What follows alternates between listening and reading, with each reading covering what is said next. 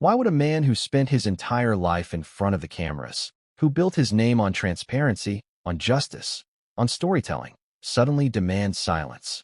No flight logs, no co-pilot, no radio communications saved, no trace. That's not just unusual, that's alarming. Rob Reiner, a man synonymous with truth in storytelling, a man who exposed injustices on the big screen and called out corruption in real life, asked for his final flight to vanish from history. And then, just days later, he was gone. Brutally, violently, and under circumstances so chilling, even Hollywood's darkest screenwriters couldn't have dreamed it up. Before we continue, please hit the like button, subscribe to the channel, and turn on the notification bell for updates.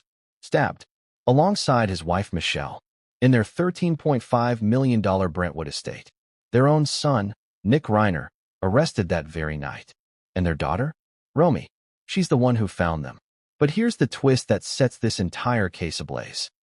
Romy told police something no one expected. There's someone in this family who should be a suspect. She didn't cry. She didn't scream. Just pointed them inward, toward a family already shattered. And then came the second shockwave, the pilot.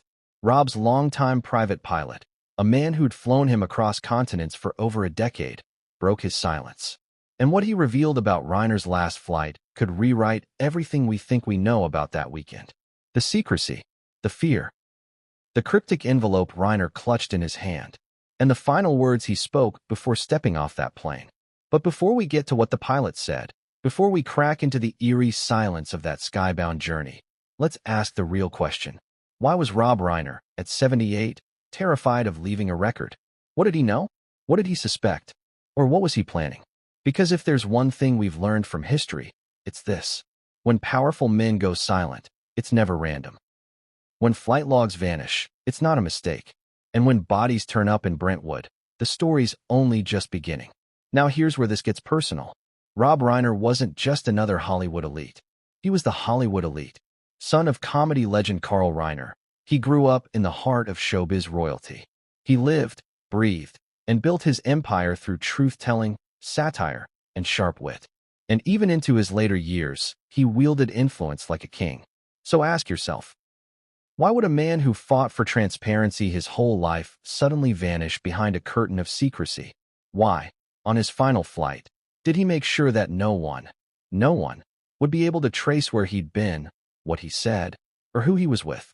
And more disturbingly, was he trying to protect someone or expose them? Because here's another layer. The Reiners were already under stress. Insiders whisper of tension between Rob and his son Nick, a once promising screenwriter who spiraled into addiction, arrests, and silence. Romy, the youngest, had distanced herself from the family years ago, only recently reconnecting. Michelle, Rob's wife of over 40 years, was said to be planning a major personal transition, though no one quite knew what that meant. And then, violence. No signs of forced entry. No signs of a struggle. Just two bodies. Multiple stab wounds. The manner of death? Homicide. And what about Nick? He lived in the guest house. He was home. He's the one who allegedly refused to open the door when Romy came knocking. And then the police arrived. Now here's the kicker that few in the media are talking about. Rob Reiner wasn't just a father. He wasn't just a filmmaker. He was connected, deeply, to political circles, to nonprofits, to powerful foundations, and to people who don't like their secrets spilled. One of those foundations? The Clooney Foundation for Justice.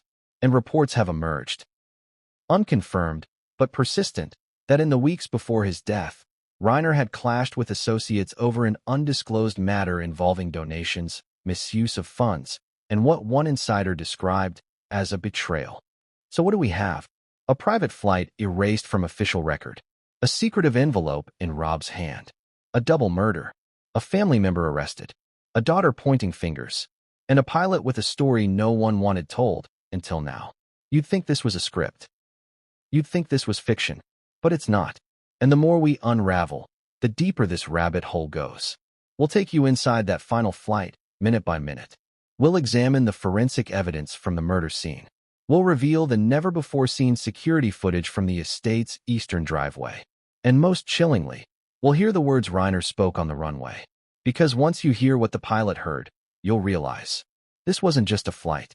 This was a warning, and someone, maybe even Rob himself, knew the end was coming. But here's the question no one has dared to ask. Did Rob Reiner orchestrate his own disappearance? No, not a staged death, not a fake exit, but a message, a final cinematic act, one that would speak volumes, if only someone was listening.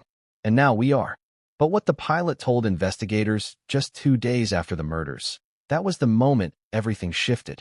That's where we're going next. Because his testimony, kept sealed under gag order until now, doesn't just include Reiner's final request. It includes what he saw on that plane, what he heard before takeoff, and what he found after Reiner stepped off the aircraft in silence. And trust me, what came next would change everything, and no one saw it coming.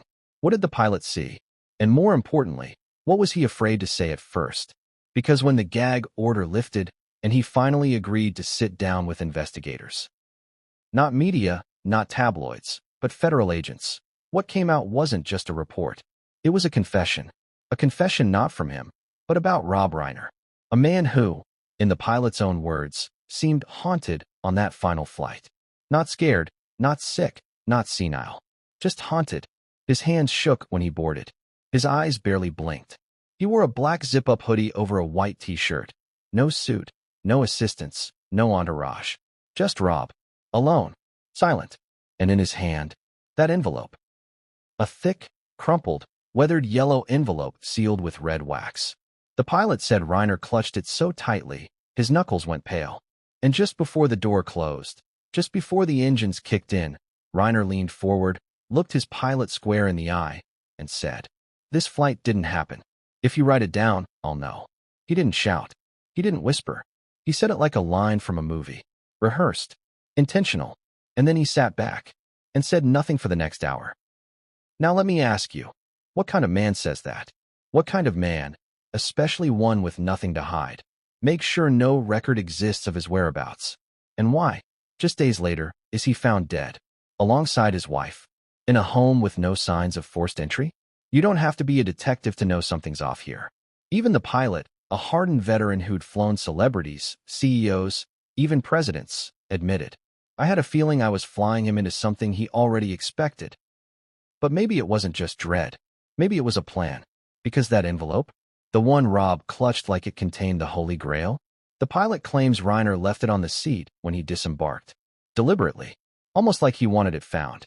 But when the pilot returned to the cabin after dropping Reiner off, gone. He swears it was there when he turned around. Swears he saw it resting under the seatbelt. And in that brief moment, when he stepped outside to refuel, sign papers, shake hands, it vanished. And when asked who else had access to the plane in that time frame, only one name came up. A man in a dark overcoat, sunglasses, no ID badge. Someone who wasn't on the manifest. Someone the tower never logged. The pilot assumed he was Reiner's assistant. But the Reiners didn't have an assistant that week. In fact, Michelle had reportedly fired their longtime house manager the week before, after accusing her of letting the wrong people in. Letting who in? And why? Because hours later, Rob Reiner was dead. Michelle too. Stabbed. Multiple times. In their own bedroom. But not Nick. Nick was alive. Nick was there. Living in the guest house. Just steps away. And here's the part that turns this from chilling to sinister. Nick refused to answer the door when Romy came knocking that night. She had just flown in from New York. She sensed something was wrong. She hadn't heard from her mother in 2 days. Texts ignored. Calls missed. So she drove straight from LAX to Brentwood. Rang the bell. Rang again. Then called Nick's cell. No answer. She finally climbed the back gate herself and went inside. And what she found? Silence. Total, eerie, blood-soaked silence. 2 bodies. No signs of forced entry. No shattered glass. No broken locks. Just Rob and Michelle. Cold. Pale. Gone. And Nick? He was later found in the guest house. Watching TV. Now here's where the contradiction explodes this whole thing wide open. Police reports say Nick appeared disoriented when they arrived. Slurred speech. Possible drug influence. Maybe shock. Maybe guilt. But Romy told a different story. She told them he was calm. Unbothered. As if he expected them to come. And when asked why he didn't check on his parents, he allegedly replied, "I thought they went out." Out. Rob and Michelle Reiner didn't go out without telling their staff. without security, without their phones, and the kitchen table was still set. A teacup still warm, one chair knocked over. A struggle. But here's what truly sealed the suspicion. When officers asked Nick about the last time he saw his parents alive, he reportedly gave a vague answer. But Romy swears she overheard him say something else to a friend on the phone before the police arrived. A phrase that made her skin crawl. I did what I had to do. Now maybe that meant nothing. Maybe it was about something else entirely. Maybe. But combine that with the pilot's testimony. The envelope. The deleted flight. The missing assistant. That's not coincidence. That's choreography. And what if Rob knew? What if that flight wasn't a panic move, but a trap?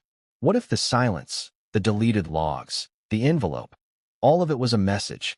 Not to us, not to the public, but to someone close, someone he feared, or someone he loved. Because here's the thing about Rob Reiner. He knew stories.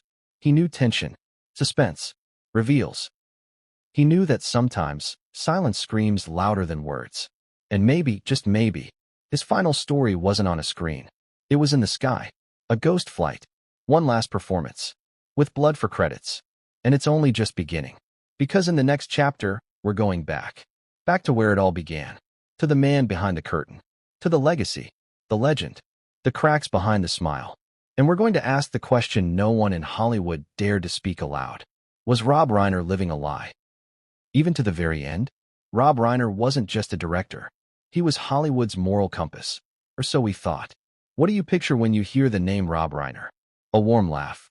A principled speech on democracy? A string of movies that helped define your childhood? To the world, Rob Reiner was a beacon. A Hollywood prince turned political powerhouse. A man who stood up, spoke out, and seemed, above all else, good. But here's the thing about legends. They always cast a shadow. And as we peel back the layers of Reiner's legacy, one fact becomes clearer with every headline, every whisper, every piece of sealed testimony. The story we were told about Rob Reiner may not be the story that ended his life. So let's go back. Before the private flights. Before the envelope. Before the silence. Let's revisit the man who seemed to have it all and still lost everything. Born into stardom, Rob Reiner didn't just enter Hollywood. He was born into it. His father, Carl Reiner, was a comedic titan. The mind behind the Dick Van Dyke Show. The voice behind decades of laughter. His mother, Estelle, was no stranger to performance either. Remember, I'll have what she's having. That was her. So from the very beginning, Rob was surrounded by cameras, scripts, and fame. He was raised in Beverly Hills, went to the same schools as other industry royalty, and learned quickly that in Hollywood, perception was everything. But Rob wasn't just a privileged kid on studio lots. He was smart, politically aware, deeply observant. And by the time he broke through with his iconic role as Meathead on All in the Family, audiences knew this wasn't just another celebrity's son coasting on connections. He had something to say, the voice of a generation. In the 1980s and 90s, Rob Reiner became more than just an actor. He was a force behind the camera. Let's just roll through this lineup. This is Spinal Tap, 1984. A mockumentary masterpiece. Stand By Me, 1986, a poignant look at youth and mortality. The Princess Bride, 1987, an ageless fairy tale laced with sarcasm and sincerity. When Harry Met Sally, 1989, a romantic revolution. A Few Good Men, 1992, you can't handle the truth. You know the line. And this wasn't just success. This was respect. Critics, fans, politicians, they trusted Rob Reiner. Because in his films, the good guy always won. Justice always triumphed. He gave people hope that decency still mattered. And maybe that's what made what happened decades later so hard to accept. The marriage that withstood Hollywood. Rob's marriage to Michelle Singer Reiner was hailed as one of the rare success stories in an industry riddled with breakups and betrayal. They married in 1989. She was a photographer and activist, elegant, soft-spoken, and deeply loyal. Together, they adopted a daughter, Romy, and raised Nick from Rob's previous marriage as their own. Publicly, they were graceful, private, purposeful. They marched at protests together, supported voter rights, donated millions to progressive causes. But behind closed doors, there were cracks. Former family friends, speaking anonymously, described growing distance between Rob and Nick. Fights that got louder. Nights Nick wouldn't come home. Days when Michelle would shut herself in her studio for hours. By 2025, neighbors noticed the couple wasn't appearing together as often. Michelle was rarely seen at fundraisers. Rob showed up solo. And at one event, a hot mic caught him muttering, "We're all pretending." That's what families do. Pretending what? That everything was fine? Or that something dangerous wasn't bubbling beneath the surface? The son he couldn't save. Nick Reiner. If Rob was the golden boy of Hollywood fathers, Nick was supposed to be the heir. Talented, creative, charismatic, but troubled. From a young age, Nick wrestled with addiction. Rehab stints, relapses, rumors of violent outbursts. Still, Rob kept supporting him, financially, emotionally, legally. He co-wrote Being Charlie, a semi-autobiographical film about a young addict struggling to find identity under the weight of a famous father's shadow. Critics called it honest, raw, but those close to the Reiner family say it was more than a movie. It was a cry, because while Rob loved his son, he didn't know how to reach him. He was always trying to fix things, one close family associate said. He'd throw money at problems, pay off people, cover things up. He just couldn't accept that Nick was broken in ways he couldn't control. And that frustration, that desperation, may have led to the unthinkable. The daughter who knew too much. Romy Reiner, their younger child, stayed out of the spotlight for the most part. She dabbled in comedy, tried her hand at writing, but mostly, she distanced herself. Friends say she felt like an outsider, watching a family at war behind glass walls. A silent witness to fights, secrets, and cover-ups. And while she publicly supported her family, privately, she kept receipts, screenshots, voice notes, diaries. And when the murders happened, it wasn't her tears that shocked detectives. It was her clarity. She came in calm, said one investigator. Like she'd been expecting this. And she didn't hesitate. She gave us names, timelines, motives. And one chilling quote. "My father was afraid of someone in this family. And I think I know who." Hollywood's quiet panic. The day the news broke, Rob Reiner and wife stabbed to death, Hollywood froze. Not just in grief, but in fear. Because Rob wasn't just a director. He was connected to donors, to political figures, to foundations with layers of financial shielding. He sat on boards. He advised presidential campaigns. He knew secrets. And when a man like that ends up dead, questions multiply like wildfire. Was it personal? Was it a mental breakdown? Or was there something bigger? Back to the beginning. The truth is, for all his charisma and talent, Rob Reiner had enemies. Quiet ones, powerful ones, and maybe even ones in his own home. He was a father trying to protect a broken family. A filmmaker trying to control a real-life plot spiraling beyond the page. A husband trying to hold on to a woman he feared was slipping away. And in the final months of his life, sources say Rob began pulling away. He stopped answering certain calls. He cut ties with two old friends. He told a colleague, "If anything happens to me, don't believe the first story." Now let that sink in. He knew. And when he boarded that final flight, no logs, no trace. He wasn't just running. He was writing his final act. The question is, who was it for? Was he trying to protect someone? Expose someone? Or was he making peace with the inevitable? We don't know yet. But what we do know is that it all starts with that flight. And the pilot who refused to stay quiet any longer. Because what he saw, what he heard, before, during, and after that flight, it didn't just contradict everything the public thought they knew about Rob Reiner. It suggested something darker, something deliberate, and something that could tear the entire Reiner family story to pieces. Up next, the man in the cockpit. And the instructions that should have never been spoken.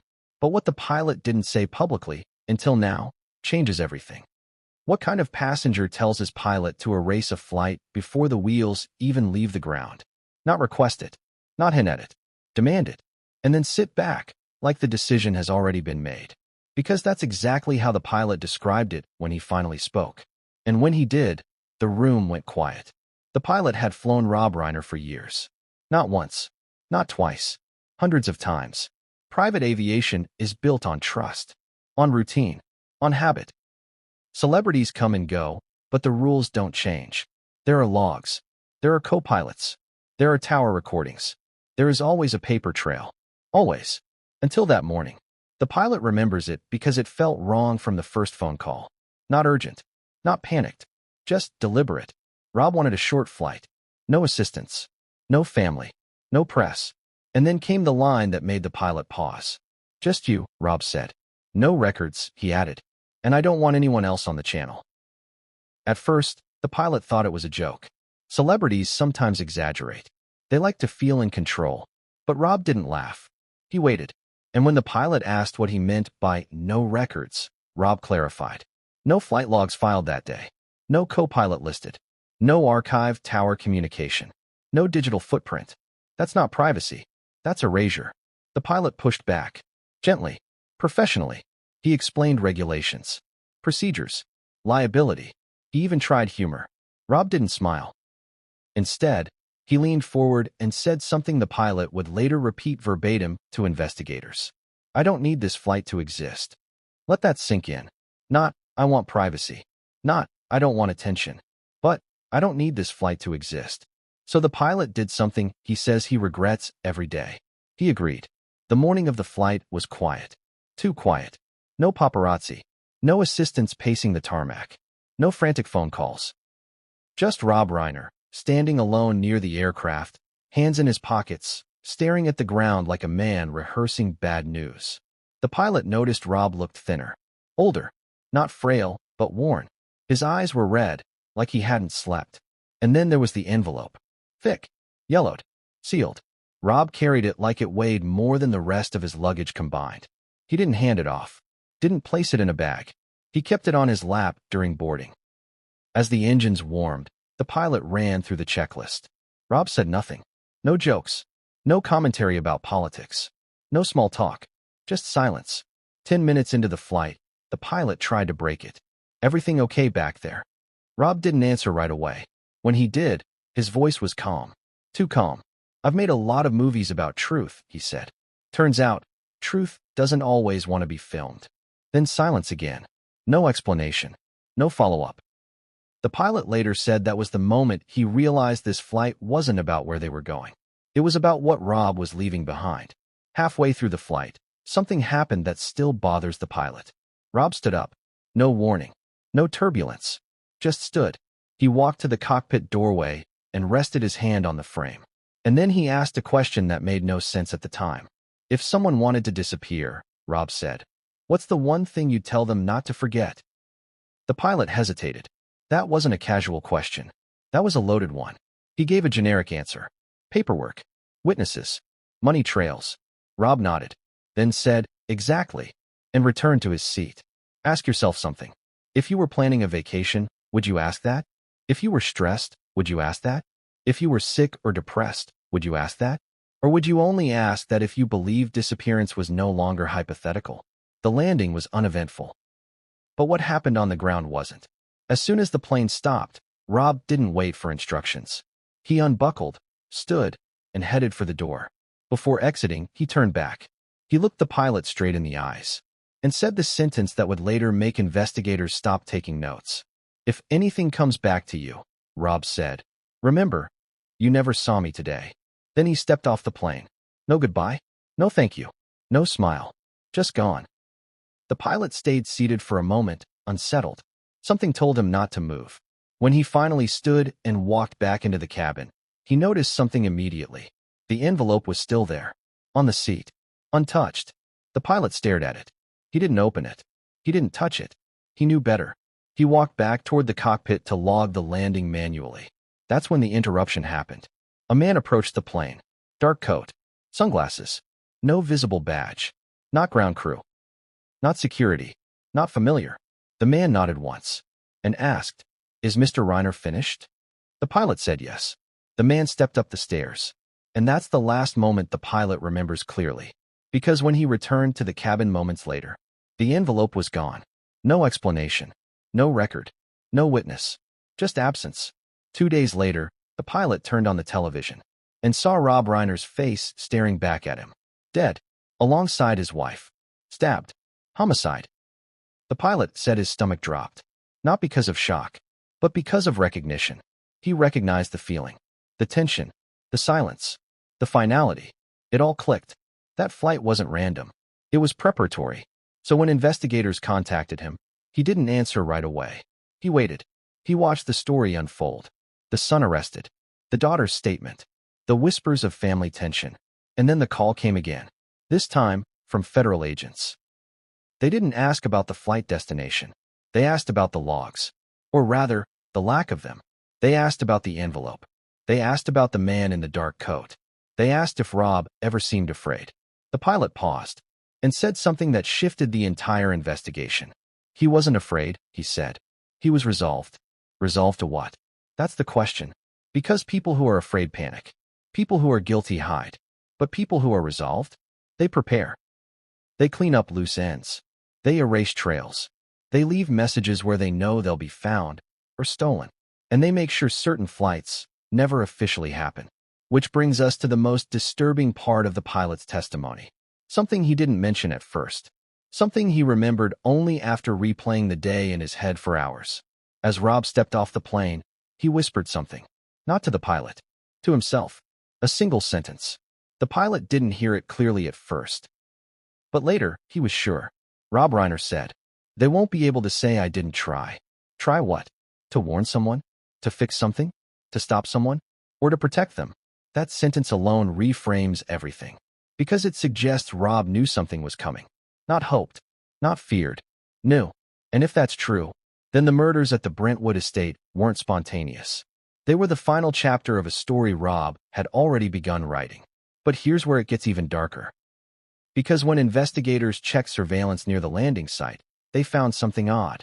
A vehicle, parked just out of camera range, registered to a shell company.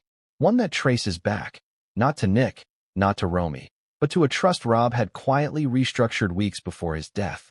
Why would Rob change his financial structure right before demanding an erased flight? Why would someone else remove that envelope? And why would Rob whisper about trying, if the worst was already inevitable? Those answers don't live in the sky. They live back on the ground. Inside the Reiner home. Inside the family. Inside the relationships that were quietly collapsing long before the knives came out. Because the next thing investigators uncovered didn't come from aviation records. It came from inside the house. A message. Left behind. One that suggests Rob Reiner wasn't just flying away from something. He was flying toward the truth. And someone didn't want him to land with it. But what police found inside the Brentwood estate, hidden in plain sight, would turn suspicion into certainty. What happens when a flight vanishes from the record, not in the clouds, but on the ground? Because this wasn't a crash. There were no search parties. No mayday calls. No wreckage. The plane landed. Rob Reiner stepped off. And still, the flight doesn't exist. Not officially. Not digitally. Not even on paper. And that silence, more than the blood, more than the whispers, is what terrified investigators most. Because once you understand how aviation logging works, you'll understand just how hard someone had to try to make that flight disappear. And why? Let's talk about paper trails. Every flight leaves a fingerprint. Not just one. Dozens. When a plane leaves the tarmac, it triggers a chain reaction across systems. Filed flight plan, origin, destination, alternate routes. Pilot manifest, crew, passengers. Tower recordings. Every word between air traffic control and cockpit. Maintenance logs, pre- and post-flight checks. GPS tracking and transponder pings. Fuel receipts. Tarmac surveillance. Hangar access logs. Now imagine trying to erase all of that. That's not privacy. That's surgical. And in Rob Reiner's case, it was nearly perfect. The search begins. When detectives began piecing together Rob's final 72 hours, they expected the flight data to be the easiest part. Celebrities use private flights all the time. It's discreet, but never invisible. Except this one was. When they contacted the local FAA authority, no record. When they requested tower communication logs, missing. When they asked for hangar check-in records, corrupted. It didn't make sense. Planes don't just appear and vanish. They require clearance, monitoring, scheduling. And yet, Rob Reiner's final flight had fewer traces than a food delivery. So the question became, who could erase a flight that thoroughly? And more urgently, why? The envelope reappears, sort of. Remember that yellow envelope? The one the pilot said was left behind?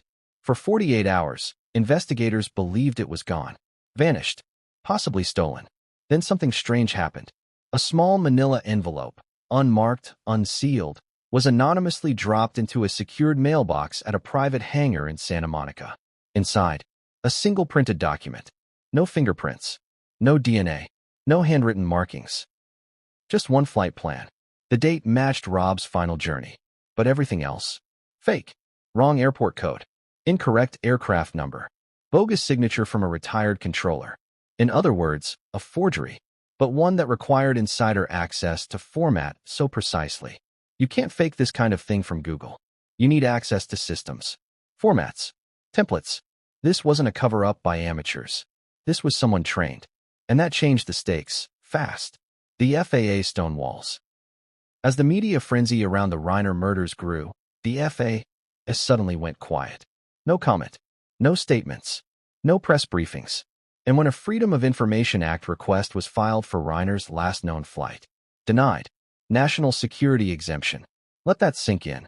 Rob Reiner was an actor, a director, a public figure, not a spy, not military, not under investigation.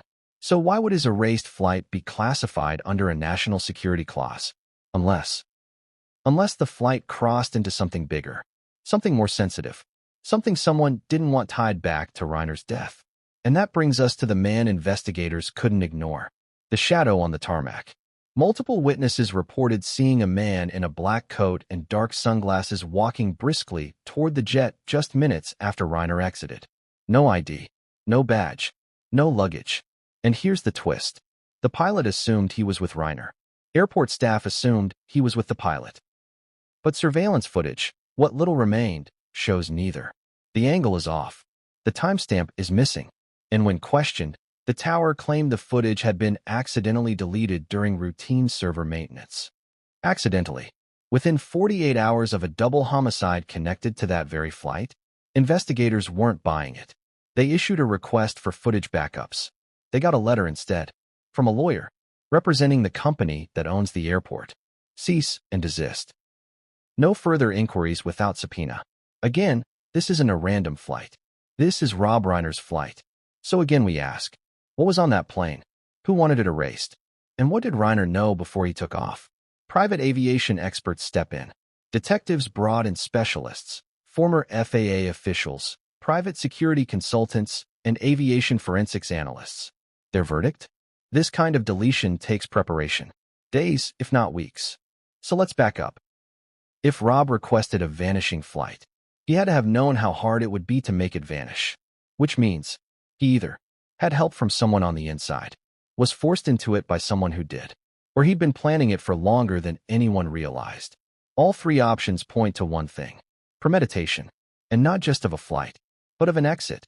Financial trail, the rewired trust.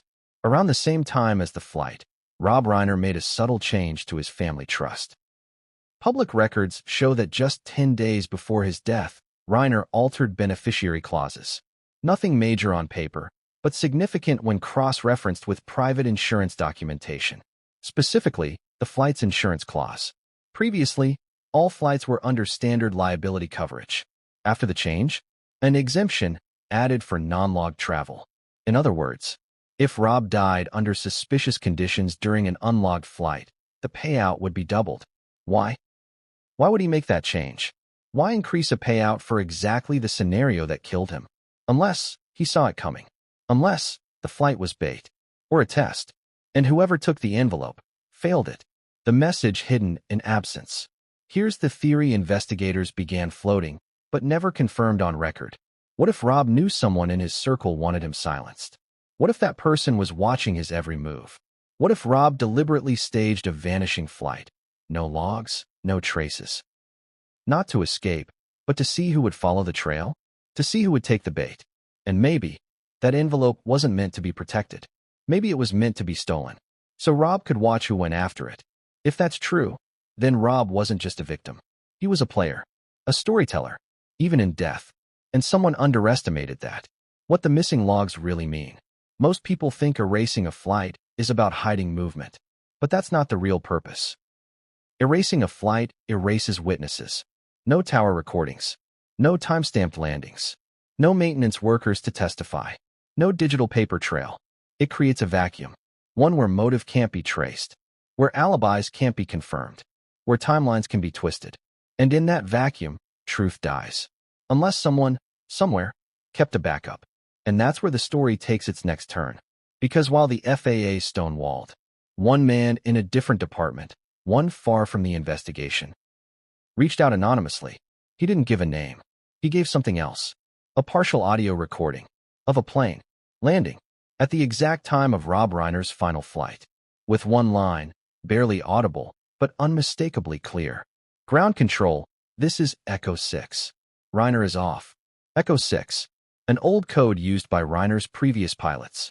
Years ago, long before his current aircraft, long before this pilot, which means someone else was listening, someone who wasn't supposed to. And if that audio is real, then the flight existed, and someone went to extreme lengths to erase that truth. But here's the twist. That partial recording? It didn't come from the airport. It came from inside the Reiner estate's home server. A backup, which suggests Rob recorded his own landing from home, and that means he knew the logs would be deleted. He knew the cover-up was coming. He just didn't know how fast, or how bloody, and what the backup server revealed next would blow the case wide open. There were no signs of forced entry, no broken windows, no shattered glass, just blood everywhere, and silence. Because whoever killed Rob and Michelle Reiner didn't just murder them. They knew them. They walked through that door like they belonged there. And when the screams stopped, one person was still on the property. Nick Reiner, alive, calm, watching television in the guest house. So let's break down exactly what happened inside that $13.5 million Brentwood mansion the night Hollywood royalty were wiped off the map. The timeline, a chilling breakdown. 6:04 p.m., security camera footage from a neighbor's driveway picks up Michelle returning home in her silver SUV. She's alone. 6:15 p.m., Rob Reiner is seen entering through the back gate. Unusual. He always used the front. 6:47 p.m., a loud noise is reported by a neighbor. A scream. Short, high-pitched, then silence. 7:03 p.m., outdoor lights flicker, possibly triggered by the motion detector or power disruption. 7:45 p.m., Romy Reiner arrives. She's early, having flown in from New York on a red-eye. She tries calling her mom. No answer. Calls again. No answer. 7:52 p.m., Romy rings the doorbell. Nothing. 7:56 p.m., Romy calls Nick's phone. No answer. 8:02 p.m., Romy climbs over the side gate, enters through the side patio. 8:05 p.m., Romy finds the bodies. Now let's freeze there. 2 people. Dead. Multiple stab wounds. No signs of forced entry. No signs of struggle. And one family member, silent, just yards away. The scene itself, a horrific still life. According to the coroner's report, Rob Reiner was found in the hallway leading from the kitchen to the staircase. Face down. His watch was shattered. Blood soaked into the rug beneath him. He had 5 stab wounds, 3 to the torso, 1 to the neck, 1 to the hand, suggesting a last-minute defensive attempt. Michelle was discovered in the master bedroom. On the bed, face up, arms crossed unnaturally over her chest, as if posed. Her cause of death? 7 stab wounds, 2 fatal ones to the heart. No signs of a struggle. No overturned furniture. Not even broken glass. But here's what shocked investigators. There was a single cup of tea on the nightstand. Still warm. Michelle had been preparing for bed. Her slippers were by the door. Her reading glasses rested on the pillow. Her tablet, open to a recipe page. Whatever happened, happened fast. And yet, so controlled. Forensics point to familiarity. There were no foreign fingerprints in the house. No boot prints. No broken locks. Nothing out of place, except the bodies. That suggests one thing. The killer was expected. Or at the very least, trusted. And this is where things get disturbing. You'd expect panic. You'd expect overkill. But the wounds were precise. Deliberate. This wasn't a rage killing. This was surgical. Now couple that with the total absence of surveillance from inside the home. Not because there were no cameras, there were. But the system had been wiped. The hard drive in the security server was found melted. Not deleted. Not erased. Melted. Burned using a small butane torch, likely from the garage. You don't bring a torch to a murder unless you planned it. Romy's discovery. Let's return to Romy. She climbed the gate herself. She walked into that house, expecting to see her parents. Instead, She saw blood. She called 911 immediately, but her voice was calm. Too calm. The dispatcher even noted it. Caller sounds composed. Not panicking. When asked if she was safe, Romy responded, "Yes. He's still in the guest house." "Not I think." "Not maybe." "He is." The dispatcher asked who. Romy replied, "My brother, Nick Reiner, the silent witness." Police arrived at 8:16 p.m. By then, Romy was outside. She led officers to the guest house. They knocked. No answer. They knocked again. Eventually, Nick opened the door. Slowly. According to the report, he looked dazed but not distressed. Officers entered. No signs of blood. No cuts. No visible injuries. He was wearing sweatpants. Barefoot. A hoodie. There was a half-eaten sandwich on the table and Pulp Fiction playing on the TV. They asked if he'd heard anything. He said, "No, I had my headphones in." But when they checked, there were no headphones. The questions start mounting. Why didn't Nick respond to Romy's calls or the doorbell? Why did he say he had headphones in when he didn't?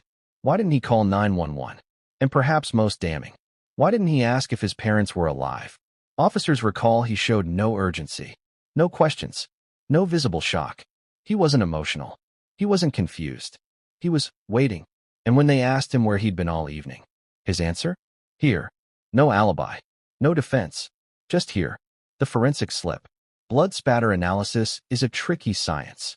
But one thing is certain. Whoever killed Rob and Michelle cleaned up. The killer left no trail. No bloody footprints. No transfer stains. No discarded gloves. But what the killer didn't account for was luminol. Inside the guest house, specifically in the bathroom, traces of blood were found beneath the sink basin. Diluted. Scrubbed. But there. DNA matched Rob. And even more alarming, tiny fibers from the same rug where Rob's body was found were embedded in the guest house bathroom drain. How does a hallway rug end up in the guest house sink? The answer isn't accidental. It's transport. Nick's statement. In his initial interview, Nick repeated one phrase multiple times. "I didn't see anything." Not, "I didn't do anything." "I didn't see anything." It's subtle, but telling. It implies proximity. It implies knowledge, not ignorance. And when asked if he had any issues with his parents recently, Nick paused, then said, "We had differences, but nothing like this. Like this." He didn't deny being angry. He didn't deny resentment.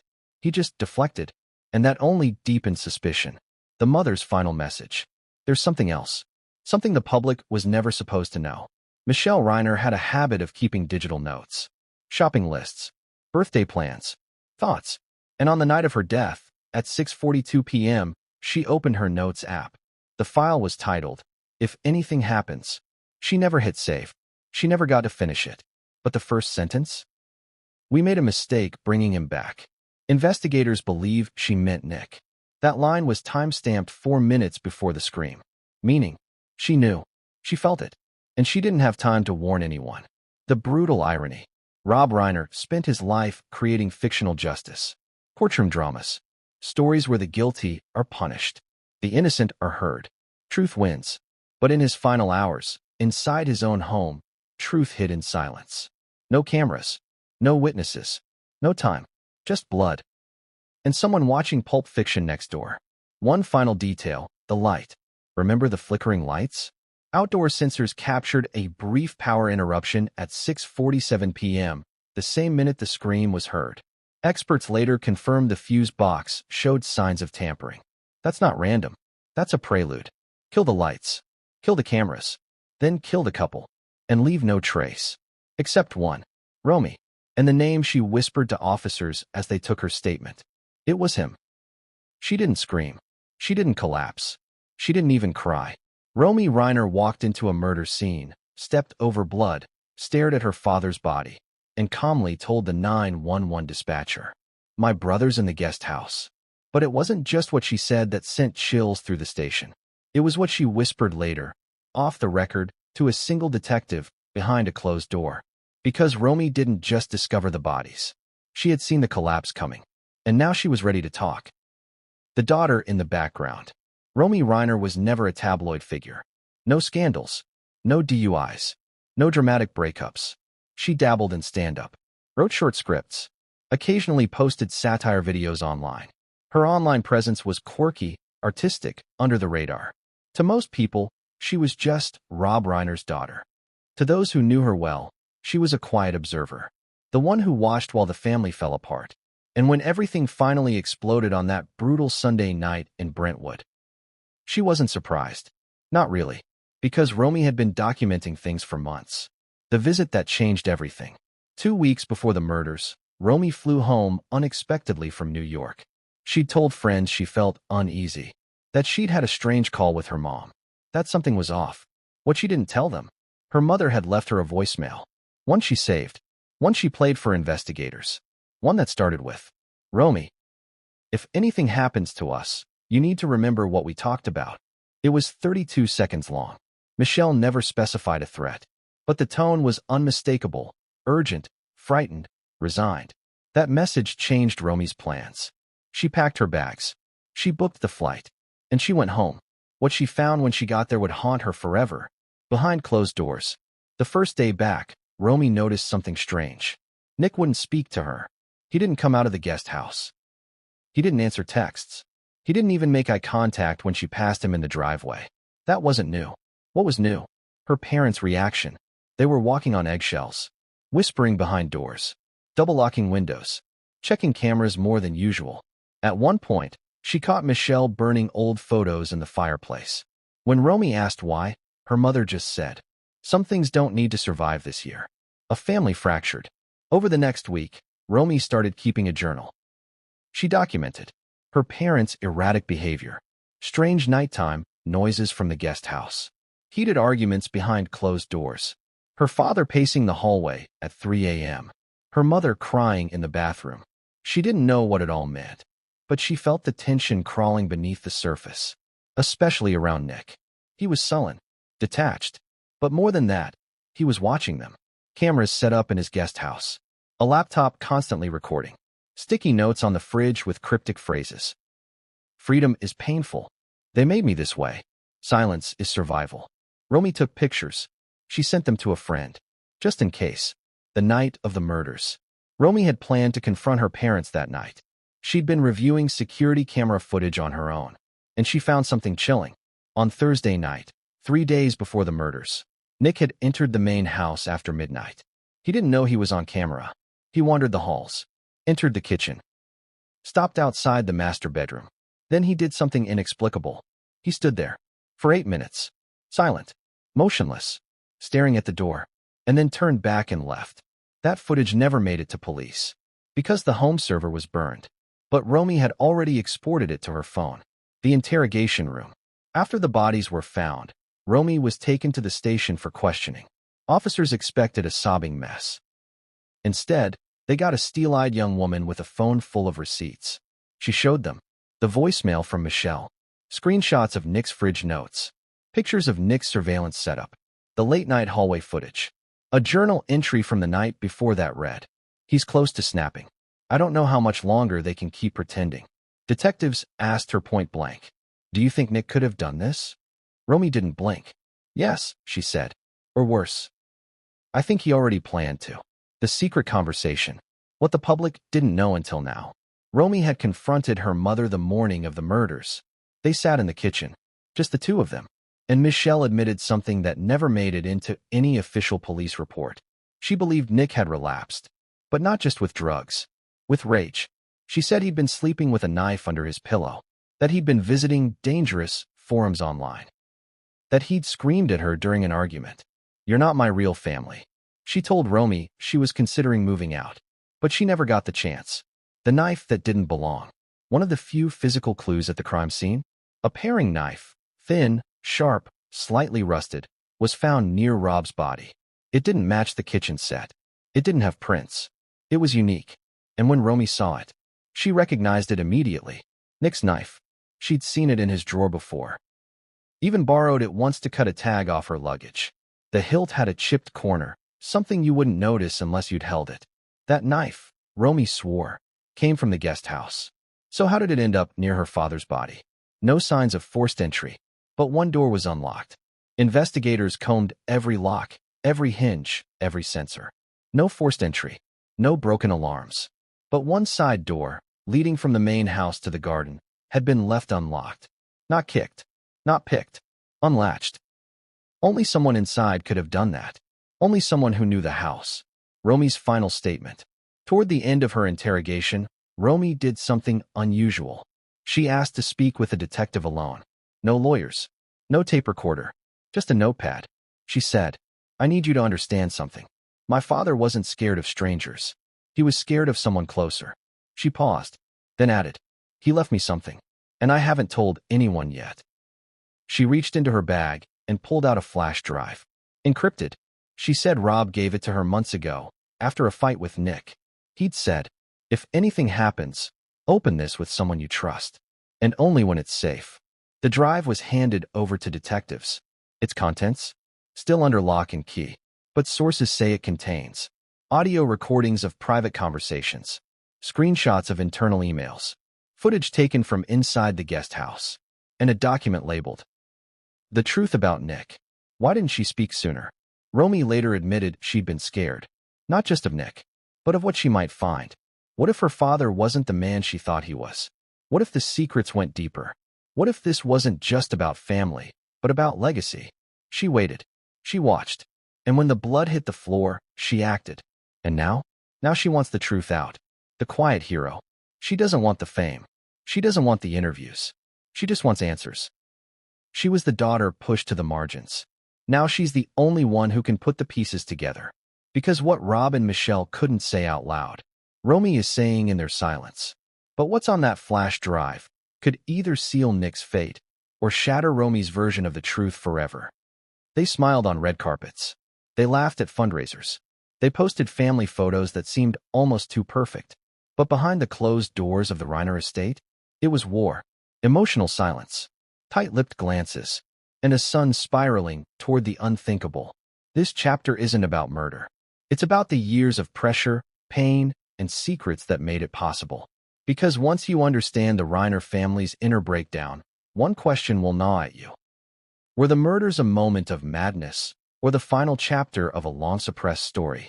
The Golden Father, and the son who couldn't compete. Rob Reiner was a giant. In Hollywood, in politics, in public discourse. But as a father, the picture wasn't as polished. Multiple friends of the family, speaking off-record, described Rob's relationship with Nick as strained, competitive, even detached. One said, Rob loved his son, but he didn't know how to love Nick as he was. Only as he could have been. That's a heavy thing to grow up with, especially when your father is always right on screen and in the press. Nick tried to emulate him. He wrote, he directed, he created, but nothing ever measured up. And soon, he stopped trying. The spiral of addiction and the collapse of trust. Nick's addiction issues weren't a secret to those close to the Reiners. There were stints in rehab, scattered public records of misdemeanor arrests, rumors of aggressive outbursts. Rob covered for him, again and again. He paid for treatment, paid for therapists, even brought Nick into writing projects, like Being Charlie, a semi-autobiographical script about a young addict battling family pressure. But after the movie flopped, something changed. Nick withdrew. Rob distanced. And Michelle? She broke. Sources close to her say she confided in friends that she feared Nick was lost. One even recalled a haunting line Michelle once said over dinner. He's not who we raised. He's something else now. A sister caught in the middle. Romy often played peacemaker. She'd try to mediate calls between Nick and Rob. Try to defend Michelle's boundaries. Try to pull Nick out of his shell. But eventually, even she stepped back. According to one close friend of hers, Romy loved Nick, but she didn't trust him. And that line, once crossed, changed everything. One story stands out. At a family dinner 2 years ago, Nick reportedly lashed out, throwing a glass at the wall after Rob made a joke about him finally finishing something. The joke was about a screenplay. The moment became a metaphor. Shattered glass, shattered pride, shattered family. The private messages investigators recovered. When detectives searched the family's shared iCloud account, they found fragments of text conversations that painted a disturbing picture. Rob to Michelle, 6 months before the murder. I don't think I can help him anymore. Michelle to Rob, 3 weeks before. I feel unsafe with him here. Romy to her therapist, 1 week before. Something's coming. I can feel it. The energy in this house is wrong. Even more chilling were the unsent messages. Drafts, notes, voice memos never delivered. Nick's draft to Rob. You think you can control me, but you never really saw me. None of you did. Michelle's unsent note to Romy. If something happens, I want you to know I always believed you. What was Romy trying to convince her of? And why didn't she press harder? The money disputes that turned toxic. Behind every broken dynasty is a financial fracture. Rob Reiner's estate was worth millions. Reports suggest he'd been reviewing his will in the months leading up to his death. And that's where the tension turned radioactive. Nick was reportedly set to inherit a significantly smaller portion than Romy. Why? Family insiders say Rob had been quietly shifting financial assets into a charitable trust managed by Romy and Michelle. Nick, reportedly, wasn't informed. When he found out, he exploded. Multiple emails recovered between Nick and Rob's financial advisor show heated exchanges. One message, dated just 3 weeks before the murders, was flagged by investigators. Nick wrote, "This is how you treat your son? Keep playing God, old man. You'll see how that ends." A week later, Rob changed the security codes to the main house. The intervention, that backfired. One last event may have sealed the Reiners' fate. A week before the murders, Rob and Michelle staged what friends later referred to as an emotional confrontation. They sat Nick down. Voices were raised. Ultimatums were issued. Nick was told he had 30 days to find his own place. That Romy had discovered his online activity. That the knives were being locked up. Michelle allegedly told him, "I'm tired of fearing you in my own home. And Rob, we can't live like this. You need help or you need to go." Nick didn't respond. He stood. He left the room. And later that night, he punched a hole in the guest house wall. It was patched over the next morning. But not before Romy took a picture. The ghost in the guest house. Neighbors often saw Nick walking around late at night. In a hoodie, sometimes barefoot, talking to himself. Or not at all. One even reported seeing him just hours before the murders, standing alone at the property's fence line, staring at the main house. When asked what he was doing, Nick reportedly replied, "Waiting for the lights to go out." Creepy? Yes. Predictive? Maybe. And yet, no one did anything. Why? Because he was family. And that's the trap. The therapist who raised the alarm. Nick had been seeing a therapist up until 2 months before the murders. But after a session in early spring, the therapist allegedly sent a confidential advisory to the family's attorney. It wasn't a legal requirement, just a warning. It read, "I have growing concerns about Nick's emotional state. I believe he is struggling with deep-seated resentment, detachment from reality, and escalating ideation. He should not be left unsupervised." The letter was never followed up on. It was filed, ignored, and then buried. The family that knew, but couldn't escape. By the time Romy arrived that weekend, everyone knew the house was a pressure cooker. Rob had spent decades fighting monsters on screen, but he didn't know how to handle the one in his own home. Michelle saw the signs. Romy felt the shift. Nick slipped further. And still, no one left. Because that's what families do. They stay. They try. They hope. Until it's too late. And when the lights went out that night, one family's secrets exploded into blood. Once hailed as the heir to a Hollywood throne, now sitting in a concrete cell, staring into a silence even his family couldn't bear. How does a son go from being a celebrated screenwriter to the prime suspect in the murder of his own parents? This isn't a story about rebellion. It's a story about erosion, of identity, of mental health, of love turned into bitterness, and bitterness turned into something far more dangerous. Nick Reiner's fall wasn't a crash. It was a slow, silent, spiraling descent, and it ended with 2 bodies on the floor. The child of a legend. From the outside, Nick Reiner had it all. Born into Hollywood royalty, surrounded by icons, given every opportunity to shine. He appeared in photos alongside stars. His name opened doors before he even knocked. He could pitch a film in the morning and have a meeting by lunch. But here's what most people didn't see. He hated it.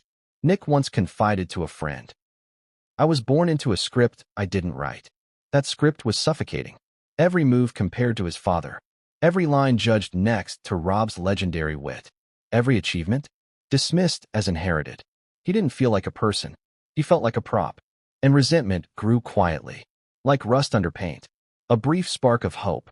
In 2016, Nick co-wrote Being Charlie, a raw, semi-autobiographical film about addiction, privilege, and pain. Rob directed it. It was their reconciliation project. Critics were intrigued. Some praised its honesty. Others panned it for being too close to home. But one thing